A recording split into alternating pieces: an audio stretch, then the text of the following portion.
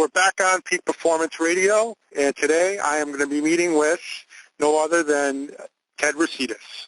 He's a good friend of mine. He's been in the personal training industry since the year 2000.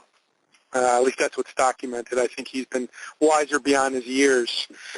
He's currently the fitness manager at 24 Hour Fitness. He's presented at the NSCA New York State Clinic over the past 5 years. He's also been a personal training director at Club H Fitness, as well as being a fitness manager, a personal training manager, and a faculty member at Equinox Fitness Clubs. So I'm really excited. I really respect Ted from the science background that he has. It's amazing. He spoke quite often at the NSCA Clinic, and I'm looking forward to having this discussion with him. And I'm going to jump in with my first question that I ask every single person, which is, when you hear the term peak performance, what does that mean to you? You know what? That's a really good question. A lot of people ask me that, and 9 times out of 10 they're expecting an answer in regards to an elite level athlete. And quite honestly, peak performance means, anything that you can do maximally and do it well and efficiently. So anything from the elite level athlete to the, recovering double hip replacement, older individual to be able to move without pain. It's such a broad term. Often, you get typically the certain similar responses. You mentioned without pain. Can you share a little bit more about that? Because it's always a mindset of a alpha individual that wants to drive through it. Mm-hmm. Yeah, injuries are a very funny thing, and even when you're recovering from a medical condition or an injury, even if it's as little as a sprained ankle, pain is an item within movement that sometimes is addressed and recently has been being addressed in regards to just the characteristics of pain and its ability to diminish performance. So, trying to get someone to decrease the pain so that they're able to move and move more efficiently is definitely a huge challenge, because if something hurts, you naturally do not want to move it. And for some time, especially with an inflammatory response, you don't want to move it because you will make it worse. But afterwards, as the healing process begins and time goes on, the pain that you're feeling a lot of the times is the performer's head or brain saying that, listen, last time you moved it this way, it's going to hurt. And the challenge for us coaches, trainers, and manual workers are essentially is to get or to trick or to reteach how to move within that range of motion of that joint. That's a great answer. I've heard you present, and you really do a good job on talking about movement as a skill. And that kind of leads me into, my next question, which from that standpoint, if movement is a skill, before addressing that, what books have you read that kind of have helped you be so successful in really understanding the movement sciences like you do? So movement science is movement in itself, and to really understand movement. I mean, when people talk to me, they're like, oh my God, I can't believe how much you know. And I look at them like, really? I really don't know all that much. The things that I do know are, quite honestly, are barely scratching the surface. And I learn the things that I know through mentors like, Dr. Juris, who I know who presented for you. But, delving into it myself, having a deeper understanding of the physical science that's behind it, understanding what torque is and how that relates to posture and how that relates to a single joint movement, as well as how that relates to a systemized movement. Understanding the relationship of setting a mechanical environment so that it forces the performer to perform in such a way that increases the physiological demand and thereby increases the physiological performance. So it's like when people ask me, what book should I get? That way I can better understand what the hell I'm doing. The first response is, number one, get a physics book. It's plain Jane physics book, just so that you can understand what's going on. Because the majority of things that you study for your national certification is not physics. It's mostly, the legal aspect of it. Some of it is programming. Some of it, very little. And then a good portion of it, if you're NSCA certified like I am, is the basically an intro to physiology. So I would suggest after you get your certification, get yourself at least a couple of months under your belt. That way you get in the groove and get some revenue going. And then the first book you should purchase is a bare bones physics book. Then get a physiology book so you can better understand, the stresses that you're putting on your body. And an anatomy book is absolutely key. You should have that as you're getting your certification. A neurological book. Especially the anatomy of the neurological system will definitely help you. And then once you get through all of that, then get a psychology book in regards to learning. Then try to put all that together. There are great motor learning books that are out there, but trying to put all that together and relate it to everything that you do in regards to training as well as teaching. It's, you just gave a lot of good pointers there to people. It's kind of, there's no one shot in doing this all. There's, Ted just basically described more or less steps in curriculum in establishing your principles and how to best go about getting yourself a good education on the movement sciences.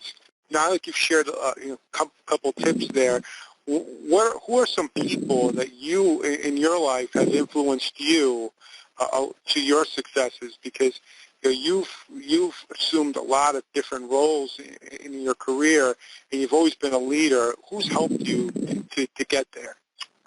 It's my first mentors were I was very fortunate to have pretty good management around me. A lot of the guys from our old alma mater, Equinox, had helped me a lot in regards to understanding not only training but as well as leadership. What was expected, how to take on everything from a mentee to mentees to how to develop and cultivate a team of trainers to not only produce, but to be badass in regards to their training, and how to motivate them. So, guys like, David Harris, I still look up to.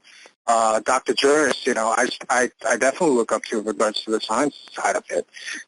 Even Barbara Square. Barbara Square is probably one of my very first mentors.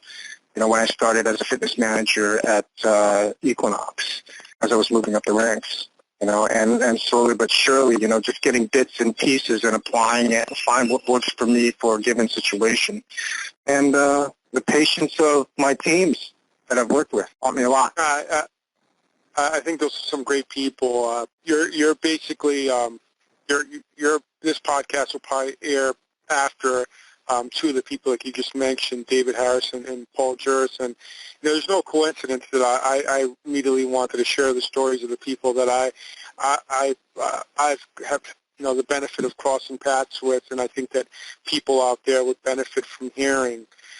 So yourself included, and when you've been in the industry and you've seen the NSCA environment, and you're in the middle of it right now, and you're seeing so much disruption in the industry from a knowledge standpoint, from a marketing standpoint.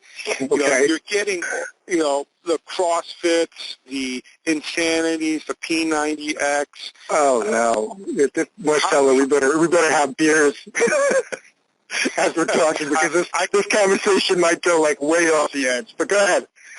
Well, I could make it an explicit podcast, so you could be my first one if you want. But I want an honest opinion. How do we address these things? Because there's some good things from learning, from applying certain things, but there's a lot of dangerous things right now that are happening because the pendulum has swung towards intensity, which as a trainer we all love, but there's no there's no true assessment or true understanding needed. It's all about, I want to make you work really hard, and that's dangerous. So what are your thoughts on all this disruption? The industry is a very funny thing, and there's a lot of good that comes out of some of the things that you mentioned. And every time I say that, all our common friends, as well as the people that have heard me speak, look at me like and give me the duck face, like, what the hell are you talking about, Ted? You just smashed this philosophy or this system. I'm like, absolutely I did. And let's pick apart what all my friends and everyone picks apart is CrossFit. And they're like, oh my God, this is like the worst thing since white bread. And quite honestly, I think that there is a space for CrossFit. Obviously, it is for the performer that has some knowledge in regards to movement, because I really do know some stellar CrossFit coaches.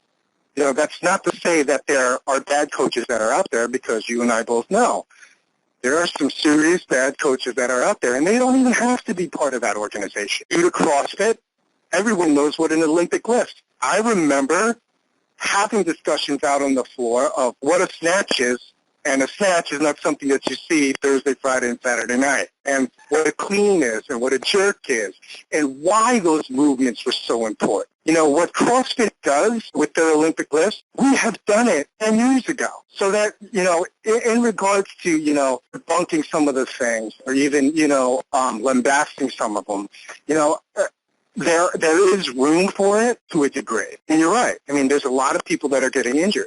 I've got a friend of mine that asked me, could you write me up some sort of outline? As I was talking to him, I'm like, do you have any medical or physical limitations that I know before I write this thing to kick your butt? And he was like, honestly, I heard my name.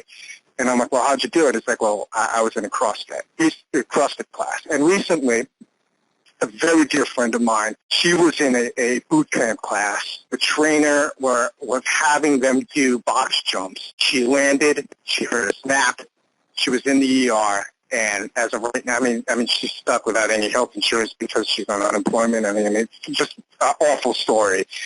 And, it makes me wonder, whose fault is it? Is there someone that we can actually blame for this absolute infestation of just, I think the technical term is bad shit, and quite honestly, what it really comes down to is the sheer fact that, the marketing in itself is pushing it, number one. Number two, there's some seriously piss-poor coaching, and that's due to lack of education and lack of understanding what a program is, and understanding that a program is not a list of exercises. A program is not something that you can tear out of a magazine. A program is a curriculum, and that curriculum is based on biomechanical, mechanical stresses that are designed specifically, movements are picked out specifically in terms of load, volume, intensities and volume, so that it increases and builds upon previous skills to increase performance. Most people don't understand that. Now, even trainers, I've been in ministry for 15 years. I know friends that, that are still part of, the back buys, chest and tries, legs once a month kind of mentality. Most people don't get it, because it's so esoteric to them. Because they're looking for the latest thing, T90X. It works. Why does it work? Because it uses a quasi-curriculum.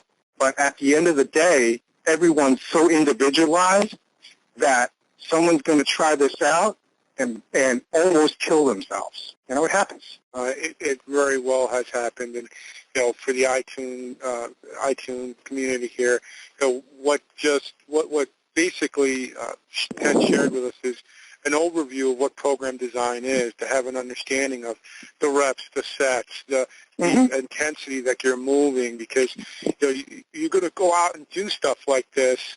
And I still get it today. I have neighbors coming to me, I noticed you do these exercises, and I go in my backyard and I work out, and but I wouldn't say I'm training. I'm more exercising for the benefits of exercise at this point of my life. I'm not a competitive athlete. I'm not going to do a 1 RM. I'm not going to take a percentage of a 1 RM and do it.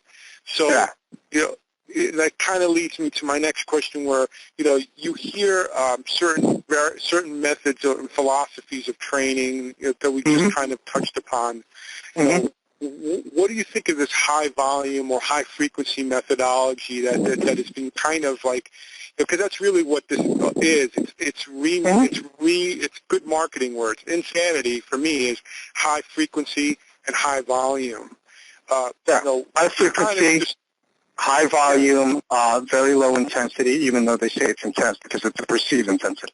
So guys like us would see that that's not intense. Well, what was your heart rate at? What load are you carrying? Those 15-pound dumbbells, you just did it for like 30 repetitions. That's not intense. So it's like, let's make a clear distinction of what intensity is. Intensity is, either the heart rate or the load that's being moved. So it's like most people and the marketing guys know this, that, most people are not going to get it. So the intensity is, how much sweat is on the floor. Or the intensity is, have the performers, the participants of this particular class, fallen on the floor and, due to exhaustion, are throwing up. So it's like, what do I think of that? It is a very dangerous thing. And for me, I'm all about a curriculum-based training. I'm all about skill. I'm all about, programming and taking someone and teaching them how to appropriately squat. With that said, it's like my philosophy has been and always will be, okay, let's expand on the skill sets. Once I get you to squat, can I get you to squat with a load? Can I get you to squat under a load for X amount of repetitions? Let's do it for time. Let's do it, let's do do it for time and beat out the previous sets. So there's a plethora of ways that I utilize bits and pieces of things like, philosophies that are within insanity and philosophies that are within CrossFit. But again, it's all part of a progression so that you decrease the chances of injury. That's the key word, folks, progression.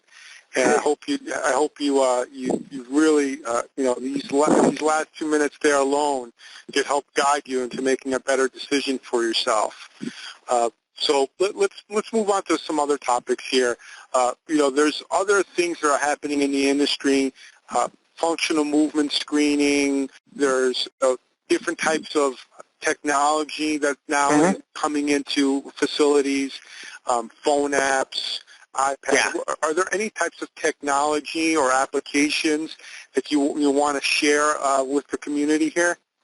You know what? I haven't used anything fancy. As fancy as I get, it's probably a heart rate monitor, even a bare bone heart rate monitor. I mean, as long as if it's even the calculated, percentages of a heart rate monitor can kick somebody's ass. And you're talking about someone that's been to the gym or working out or in some sort of athletic event on a regular basis. In regards to technology, quite honestly, my Texas Instrument calculator. Yeah. You know what I mean? I so know what you mean because, there's simplicity. Sometimes you don't need to reinvent the wheel. Right? Yeah. You see all these apps. It's great that they've got these 1RM calculators and it'll provide you a loading scheme. But there's no app that is out there, hint, to really determine the quality and proficiency of a skill. So okay, this is great that you can lift 100 pounds and squat it, but you're all cockeyed when you're doing it. I mean, the app doesn't really tell you that. A watch won't really tell you that. Granted, things like was the Coach My Video or My Coach Video, I can't remember what the name is because I have it on my iPhone, but I never use it. Dartfish. I mean, those are only great if you have time to analyze it. But 9 times out of 10, when you're observing movement and you're coaching, it is on the fly. You have to come up with some sort of strategy right then and there to coach this person, to motivate them to keep going, but as well as to understand in the next set or next rep what's expected of them. And they need to be able to execute that and be able to meet your expectations. There's no app in the world that will tell you to do that. Yeah, I think we're a society that sometimes gets too caught up with the gadget and not understand that there's a science or a sports science approach to everything that we're doing.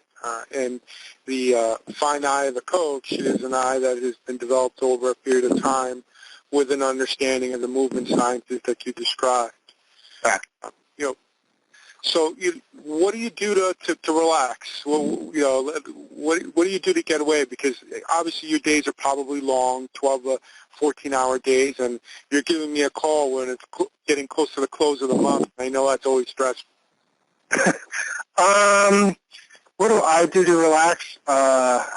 Generally, just there's nothing more relaxing to me than playing with my son, and just family time with him and just going out and doing the things that he likes doing, as well as things that I have planned to teach him. Like, for example, this summer, for the last 3 weeks I've been busy commuting back and forth to the city, to clients, to work, and Long Beach, Long Island, because my sister's here, so I'm trying to get, that's kind of taking up a lot of my time.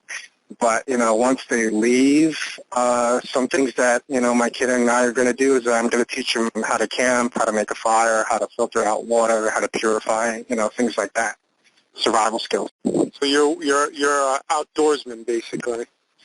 I wouldn't consider myself an outdoorsman. I would consider myself resourceful when needed. Oh, okay.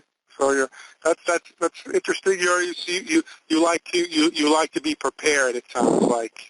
Yeah, I do like to be prepared. The resourcefulness is key. One of the things that I would if I had the space, if I had a garage, I would love to sit with him and actually rebuild a car, because that's a lot of. I used to be a car mechanic, so that was a lot of fun to me. That's cool. That's awesome. Yeah, I have to agree with you. I love spending time with my kids, and that's one of the things I do to get away.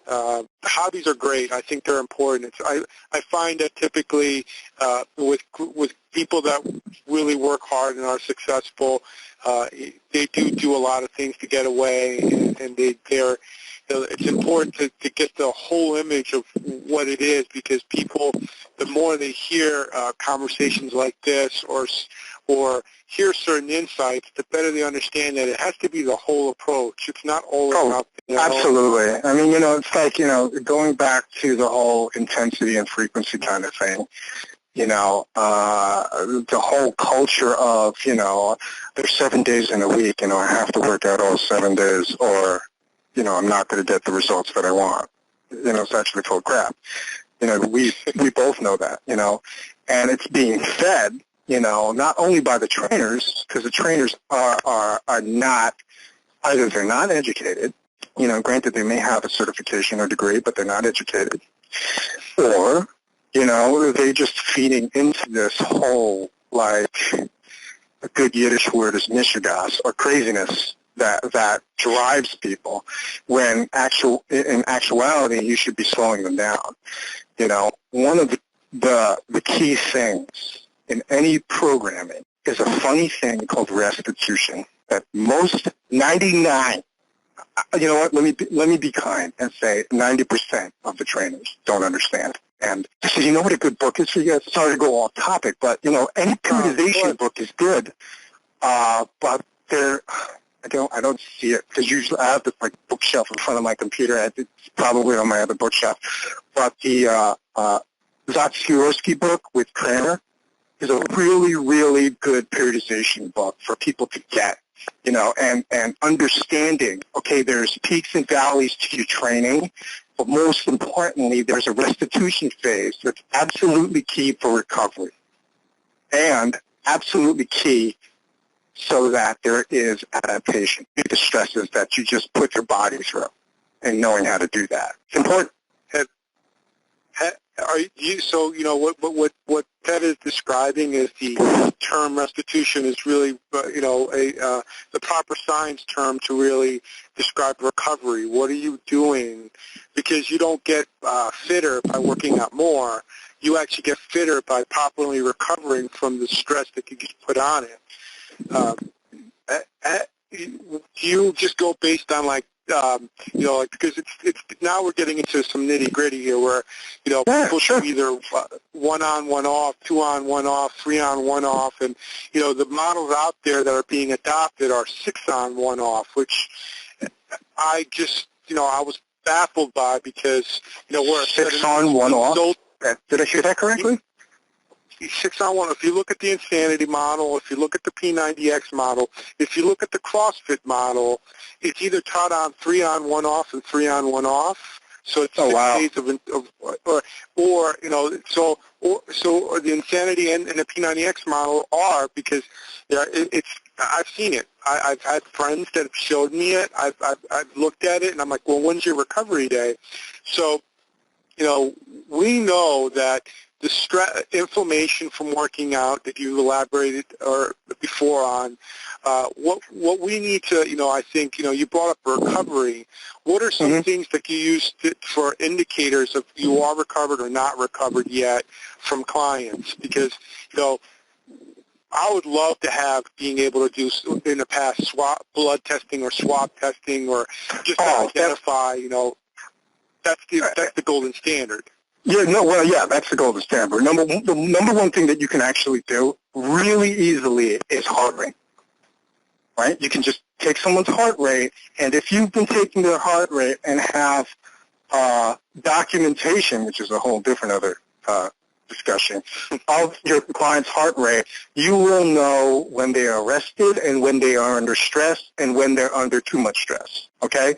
If you don't have access to that, right, because let's make it like, a real-world situation. The majority of trainers that are out there are not training elite-level athletes. They're more than likely training, weekend warriors at best, so daily communication with how they are handling the daily stresses of their life is an absolute necessity, in regards to understanding where they are. Because if you're coming to me, right, and we've had clients, right, Marcelo, that work down at Wall Street, that they need to, make X, Y, Z so they get a bonus at the end of the fiscal year, and they are really grinding their nose to the wheel, and they come in exhausted, right? And the day that you have, it's a heavy day, these guys are not going to go through it. So part of the programming that you do for your client in regards to individuals that have a quote-unquote real job and then come to you for fitness is, one, when you program the fact that there is life cycles that occur within this individual's monthly, yearly routine. Number two, if you can, take their heart rate, find out what their resting heart rate is, loan them a heart rate monitor, and take a pulse rate, average of 3 days, and that way you know exactly where their heart rate is. Number two, clear lines of communication. A lot of trainers come to me. It's like, how do you become successful? How do you increase business? And how do you get your clients to do some of the most difficult movements? And the real answer to that is you need to build a relationship. You seriously need to be able to develop, cultivate, and maintain that relationship over time.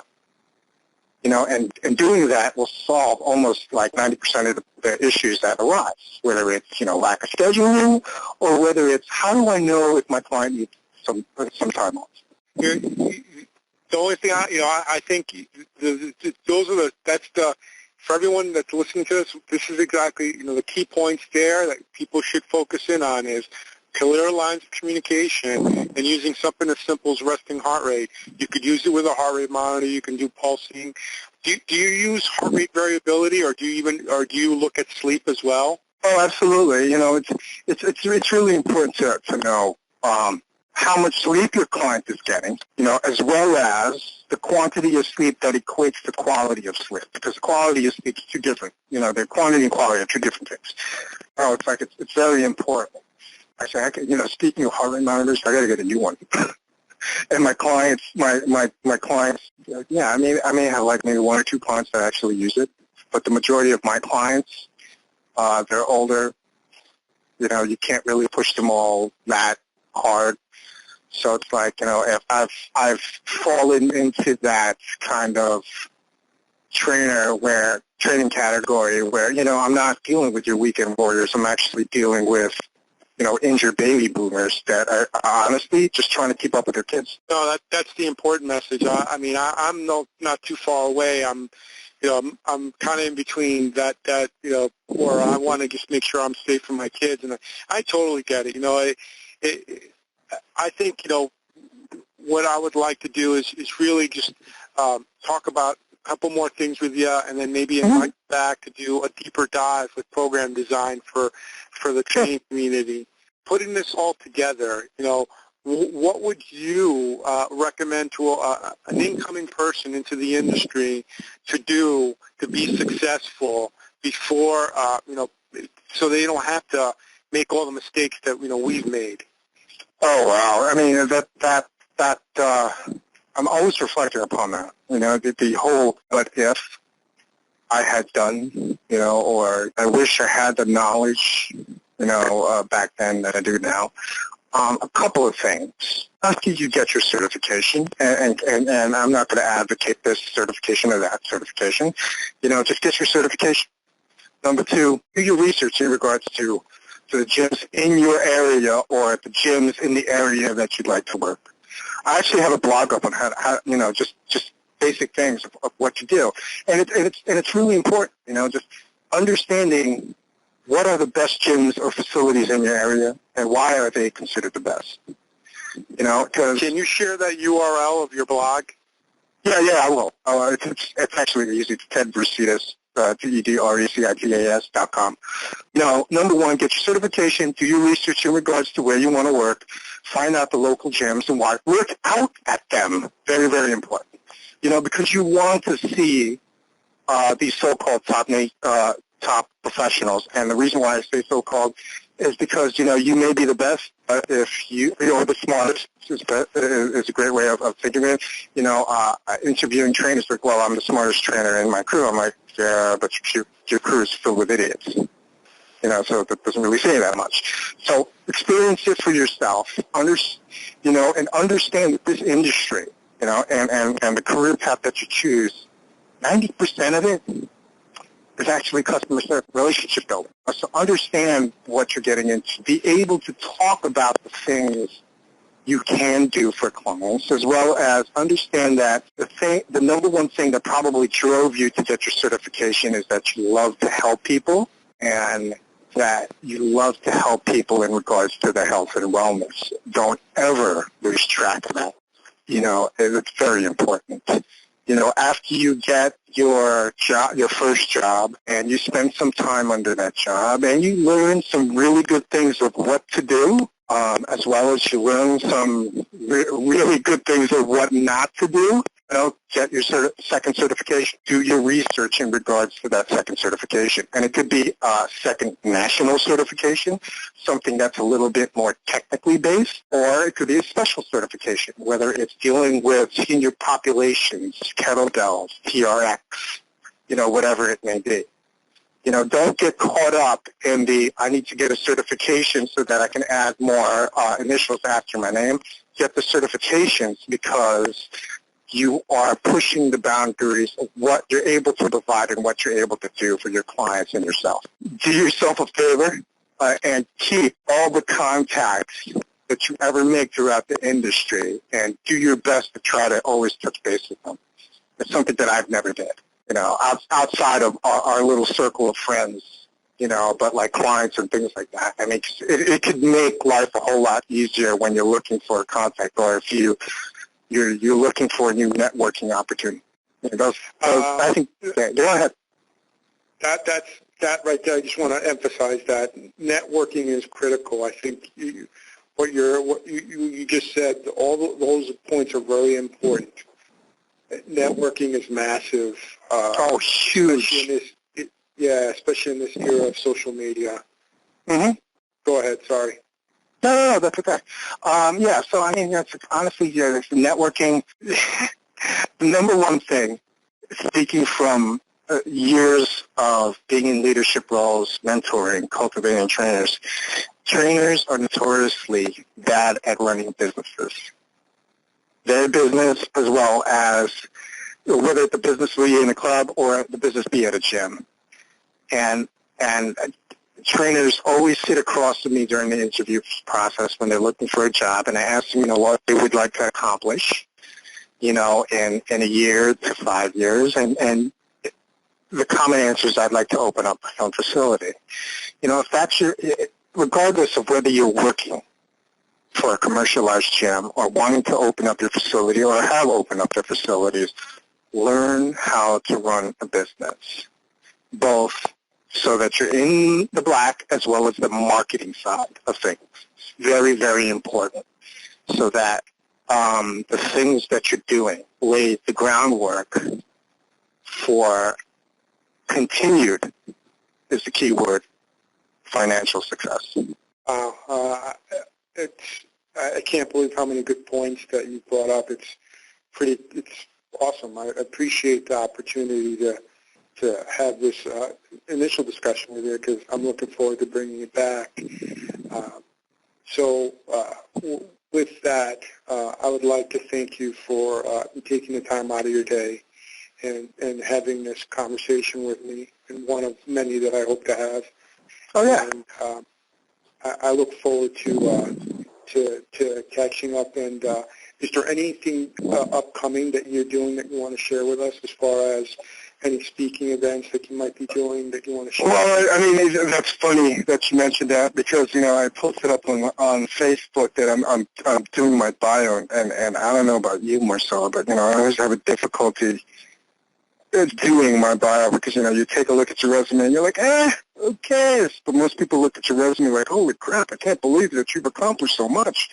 And the reason why I'm doing it is because I'm actually presenting last minute, because our presenter had canceled, is this Sunday is a fitness education institute. I'm presenting. It's a whole weekend event, but I'm presenting on Sunday. FEI is doing an event on, I think, New York Sports Club on 49th Street for Saturday and Sunday, and I'm doing the Sunday morning, 6:45 to 11 o'clock, 4 hours of me hopefully not boring people to death and keeping them awake at 7 o'clock in the morning on a Sunday. I'm definitely going to, when we catch up again, I want to hear the outcome of it, and I look forward to hearing some really good news. And as we go forward, I would love to bring a roundtable discussion of some of our other colleagues into this conversation, and just to let people know that that's in the works. And I think having that insight, as what you've heard on this call, will help everyone be more successful. Yeah. So hopefully, they'll listen and take away one or two pieces. Come back, listen to it again, and then take another one or two pieces, and just execute. Just keep trying to execute. A lot of the things that make you successful is the sheer fact that you're willing to try and fail. And learn from that failure, then move on. And then either move on, and by moving on, you kind of tweak it just a little bit, or you look at it, you look at this strategy and be like, you know what, this is crap.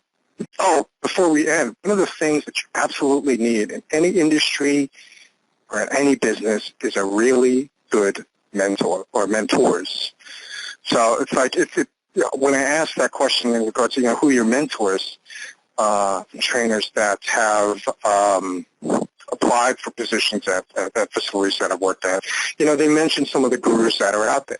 And that's great, but the real issue is you're just reading, or you went to a presentation and you say, Sim Sullivan, you're my mentor, but you're not in direct contact with. It's very important to be in direct contact with someone that you deem worthy of mentoring you, so that you can have those intimate conversations about your career, those intimate conversations of, what, I just picked up this client, and you can actually admit, what, I sold them on a session, on sessions or yearly sessions or whatever it is, and I really don't know what the hell I'm doing, because that will happen. And it's absolutely important that you have someone to bounce an idea off of, no matter how ridiculous it is, with no judgment. That's such an important thing. One of the things I found very rewarding, and I imagine you as well, is being a mentor as well. It helps you as an individual as well as you pass it down and pass it on. I've we could have just a huge discussion on that, and that's why I always ask that question: who made the impact in the industry that helped you along your path? And it's nice insight, because that's really what that is. It's a mentor. It's someone that was able to guide and help you into your next steps in your career, and that's very important. That's very, very important. Well, thanks again, Ted, and awesome. Thank you so much for having me, Marcel. I really appreciate it.